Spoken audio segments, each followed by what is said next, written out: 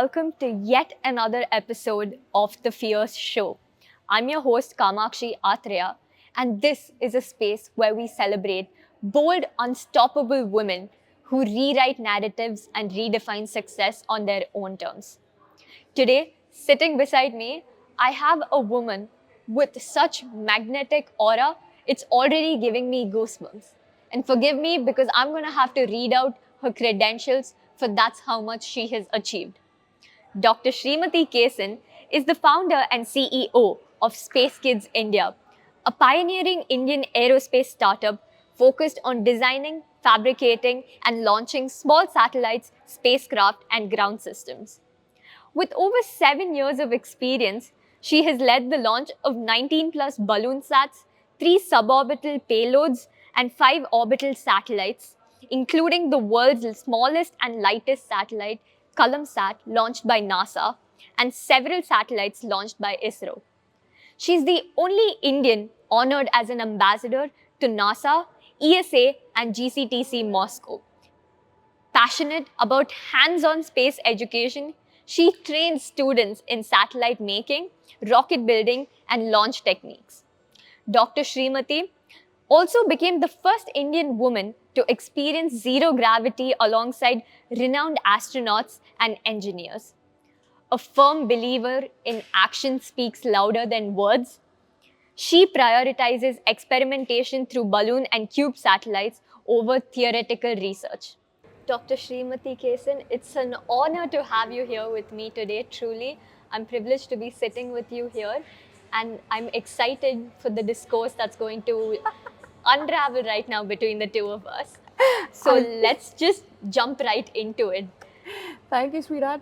Everything was so good. It was, discourse was like, oh my God, am I going to do a discourse? Okay, chill. Good. No, Thank but you so much for inviting me over your show. It's an honor. It's my privilege to be sitting here with you today. Thank you. Let's jump right into it. Sure. Now, you've launched Space Kids India and you've done some remarkable projects launching multiple satellites. I want to know what inspired you to even pursue the path of aerospace and space technology. So, thank you. This is a good question. And space is one industry I always felt that you do not choose. It chooses you. Because space has got some divine connection. You look up, you say God. You look up, you say space. You look into, you say space, right? So all these things are filled with divinity. So probably I was destined to do something different. I always felt that, whatever I did should be very different, very unique. And that should be the purpose of my birth. I always threw this question to the universe, rather to the moon, because that's my best friend. And whenever I spoke to her, I keep asking her, why was I born? Please give me that direction. What should I do? And I got married when I was 18. And 18 years of being at home after that. And to start something in this industry, until and unless you have some divinity, it cannot happen. So I would say it was a calling from above. I think that's wonderful because it really shows, the power of introspection and how much your purpose is always around you. You just need Absolutely. to find it. You just need to look around and find it. You looked up and you found Yes. it. So that's wonderful. Thank you. Thank you so much. You rightly nailed it because it's just around there. And probably I looked up. Like Edison looked up and the apple fell down. That's so true. I want to ask you, you've also worked with multiple space organizations, NASA, GCTC, Moscow. What has these collaborations meant to you and how has the experience been transformative if it has? Well, this was a great opportunity, I should say. Right from a homemaker, there was an angel who held my hand and pulled me out to show the world of space to me. In fact, she put me onto a conference at Miami, and I got the permission to go there to Miami 6 hours before my flight. being in a very conservative family and being a homemaker for 18 years to do something different was, a task to come out. And when there is a calling, I think nothing is, stoppable, or it is unstoppable. So that's where I put this first step to go for a conference at Miami.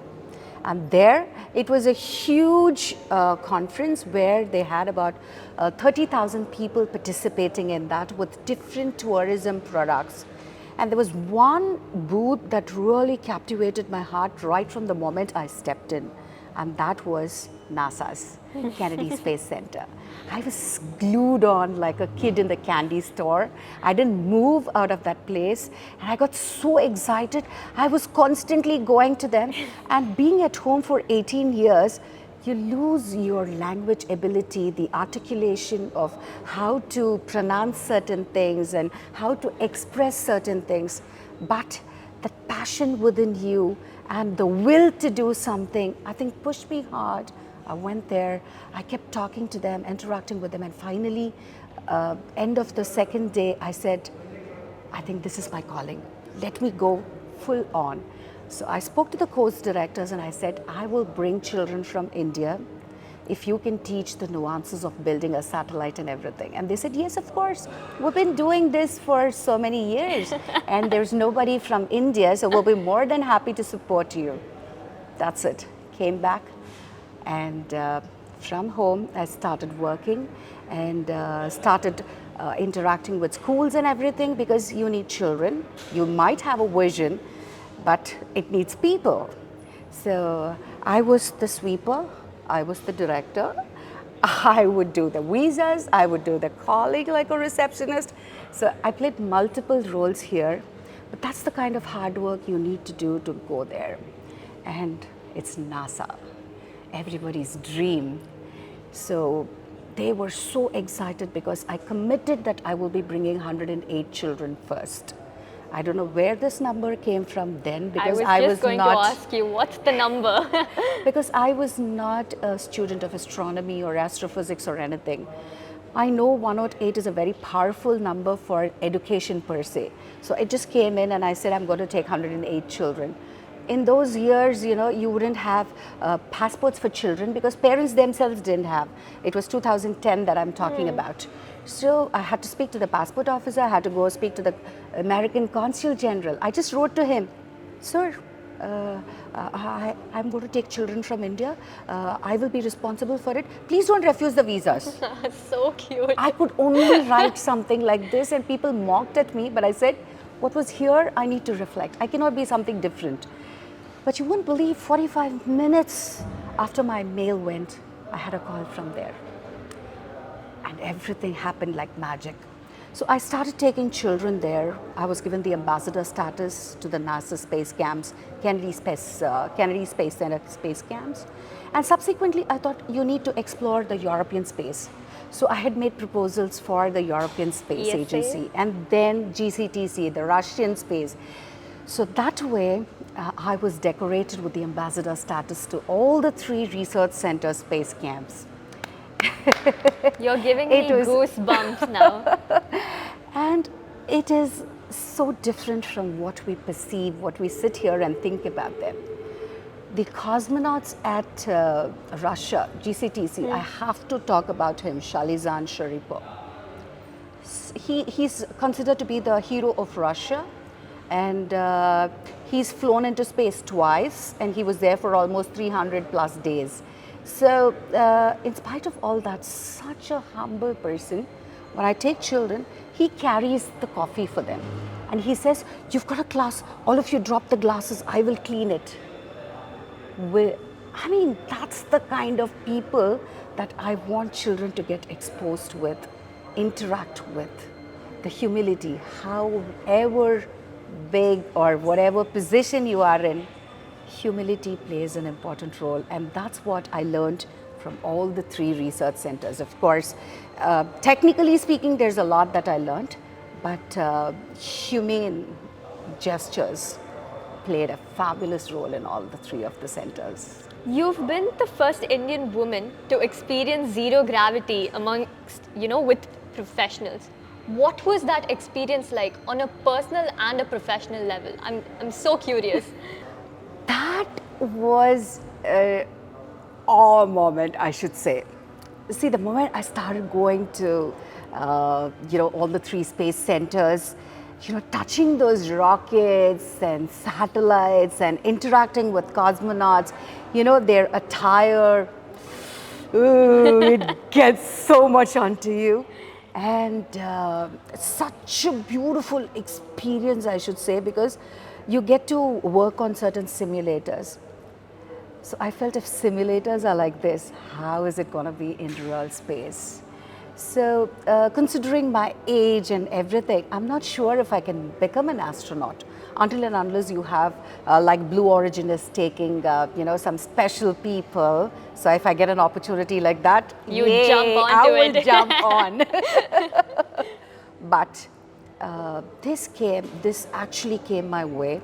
It was a celebrity zero gravity flight because we were going to be rubbing shoulders or flying into zero gravity with Apollo astronaut Charlie Duke. Can you believe it? Wow. I was like, what? A man that stepped his foot on the moon is going to be with you. I said, I want to go. I said, I am going. And grace of God, everything went through and beautifully panned. And I had sleepless nights, how this whole thing is going to, come together. It was beautiful because we had Poppy Northcott. She was the first accountant of NASA. She was 86 years old. My God. The grit she has and everything, commendable. So you were going to fly with Charlie Duke, Poppy Northcott, and Richard Garriott, the first private astronaut. I thought it's like something out of the world, and again I would attribute it to God and destiny. So it was a beautiful experience. Professionally, yes, immediately your brain starts working, your mind starts working. You want to bring it to India, and you want to give all the Indian kids an opportunity. See, that's what immediately, whenever I experience something new, I want it to be given to the kids. And especially those less privileged, those children, we don't know how many of them, will get to become scientists, astronauts and all. If you do not give them that awareness or exposure, how are they going to come up? So immediately my mind started working. Hopefully someday very soon, because I'm working on the satellite city Shambhala. So maybe in that we will have a zero gravity flight experience too. Will I be able to come onto this? Of course, because you I will be the can't Miss wait. Universe then. So we will have a celebrity flight with Miss Universe. I'd love to fly with kids and I'd love to fly with you. Thank you. Now, you speak a lot about divinity and the power of God in your journey. I want to ask you, do you believe in manifestation? And what exactly is manifestation according to you? Whoa, this is a big question. I mean, nobody has ever asked me this question, but I think I believe in manifestation more than I believe in myself, because universe listens to everything that we speak. Otherwise, from a commerce graduate that I was, to get into NASA, to build 27 space missions and be the only woman in the whole world to have done 27 space missions. Wonderful. I think it can only happen because of manifestations and destiny. So every step I had challenges because I was not an engineer basically, leave alone aerospace. I was not even an engineer. But I had that guts to take that first step and say, yes, we will build satellites, and that too with the youth of the country. So it's not easy to do that. You can work in NASA, you can work in ISRO, you can work in any of the space agencies, because there only your education counts, your knowledge counts, and that's it. Rest of it, the ecosystem is built for you. Here, there is nothing. You build You it have from to scratch. build it from scratch.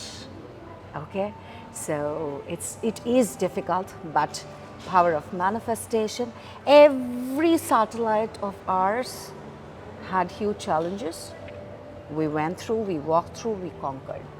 as a woman entering into a male dominated field such as space tech and aerospace, I'm sure it would have come with its challenges and a lot of external pressure, stigma, and you name it, that would have been thrown at you. How exactly did you navigate these challenges and how exactly did you carve your path forward? Generally, Kamakshi, I don't like to speak about challenges. I feel that everybody's life is filled with challenges. But this is a good question because I was not from any industry when I started. So you didn't know what was in store there. So you were getting into a new domain, completely new, everything new. Right from kitchen, you straight away get into a lab, and that too an aerospace Space lab, lab. without being an engineer. Okay, so that raised eyebrows everywhere. And the first balloon sat that we launched, people are like, how could they do that? Who is this woman? Where does she come from? Who is the backing? Give credit to the person who's taken that first step. Encourage her to do that. Women are not only made for fashion, food, communication. No, they can get into deep tech. They can get into technology even if they are not a technologist. Because at the end of the day, everything is your passion. And you have to get deeper into it because it's technology. You need to put in that extra hours of learning. Only then you will understand the nuances. But if you're able to handpick the right people for it, I think putting together, it's just like any other industry where you do have challenges. Of course, this is finance intense. This is extremely finance intense. Licensing, launch capability, only few countries have. And every year you just have 1 or 2 launches. And the launch cost is like humongous. So all this was there. But again, I attribute it to manifestation and the power of destiny. I was destined to walk this path because I wanted to bring the youth of the country, predominantly the girls, and that too girls from the rural background. I wanted to give them that power that you are made for this industry too. I want them to believe. So these are the products. I think maybe because of all that, God gave me that strength to just keep walking. It's wonderful you mentioned this because we recently just celebrated Women in STEM Day. And it's wonderful to see how you not just look at challenges as rejection, but as something that just redirects you into going forward a little bit more. You see it. Challenges are opportunities. I look at challenges as opportunities, no rejection. It's all in the mind, Kamakshi. It's how you perceive everything. Beautifully so said. For me, I feel that women in STEM, yes, only 14 to 19% of women globally are in the STEM industry, and space industry even less. Leadership roles 3 to 4%. I want to break that jinx, and that's where we built this Azadi Sat, right sitting here, with 750 rural girls of India while celebrating the 75th Indian independence. Beautiful. How, what else can we do as a tribute to our nation, because our nation completely depends on the villages, and women is a strength. So I thought we should bring both together and do this. So moving on, I will also share about our upcoming project, because this is in continuation to that, because India believes, or rather we Indians believe, that the world is one family. Vasudhaiva Kutumbakam. Absolutely. So when we believe that, how can we contain this knowledge within ourselves? We're supposed to give this, and that's happiness. So embarked on a journey in building a mission called Shakti Sat, the power for women. So this will include 108 countries. Here again, 108 again, but this time 108 girls from each country. Wonderful. So why 108? Everybody said maybe it's Hinduism, maybe no. There is no religion in STEM. There is no caste, there is no status in STEM. Okay? 108 into 108 is the distance between the Earth and Moon, approximate distance between the Earth and Moon. And 12,000 girls is the cycle of sun. So it's astronomy. Now I've learned a little bit, right? So I can. Wonderful. So that way, building this. And, we're bringing in all small countries like Burkina Faso, Lesotho, Eswatini, Grenada, Wow. giving them this opportunity of bringing those girls, all from humble backgrounds again, who do not know the spelling of space. So get them into this, so that give them that flavor, awareness. And I'm sure, once they do this, we're going to handpick one girl from each country, bring them to India, and build a spacecraft to the moon. That's beautiful and it's truly inspiring. You're a firm believer of the words actions speak louder than words. And I truly find that inspiring about you. Can you tell me how exactly you would use this life motto to inspire women and young girls, not just in the space field, but any field, be it law, medicine, fashion, food, you name it? How exactly would you inspire them to inculcate this motto in their life of purpose? Life of purpose is very important. As you rightly mentioned, the last word, I think I would go with that. Because once you interact with a child, profession comes later. A good human being is what is your identity. And a good human being should have at least these basic qualities. But as a woman, you need to be independent. Be it in any industry, you need to make a path of yourself. Don't walk in the path many of them have walked. There are potholes, there are everything, and there is a defined road. So I would always encourage girls to explore something new. Go beyond the stars, go beyond the universe, look beyond. It may be anything, even if it's in the food industry, because I'm a passionate cook. So in the food industry also, I love to curate something which is new, a fusion between, a couple of cuisines and everything. So this should be, your identity, that you start looking things from beyond. Challenges will come. Pat your back, say you are the best. Keep that beautiful smile within you, because that's the priceless jewelry that you have. And Wonderful. everything will fall in place. I bet I'm telling you, Kamakshi, you cry because you're a human being, you have so many emotions filled with it. Yes, but 5 minutes, beyond that, it's not worth it. Just go look at yourself on the mirror and say, hey, I don't look good when I'm crying. I love that new perspective. Love, just smile and say, yes, I've made for this. I'm made to smile. So when you smile, make others smile. Because the world is not only you. When your neighbor is happy, you're happy. And women especially, you have to pull them, give them that reassurance that you are good and you can do it. So please keep doing that and keep that smile intact, come what may be. I think you will just win. Wonderful. Wonderfully said. Before we wrap up for today, I would like to ask you, what exactly is your mission for the future? I'm really curious to know. I just mentioned Mission Shakti Sat is the big mission, a historic mission which has not been dreamt by any, because 12,000 girls is not easy, 108 countries is not easy, but yes, you're the chosen one to do that. So I feel very privileged that destiny or God or universe, whatever we call that, has chosen me to work on this, and I'm just working on that. Beautiful. So next year, September 2026, we will be launching this satellite to the moon. It will be the first all-girls mission to the moon.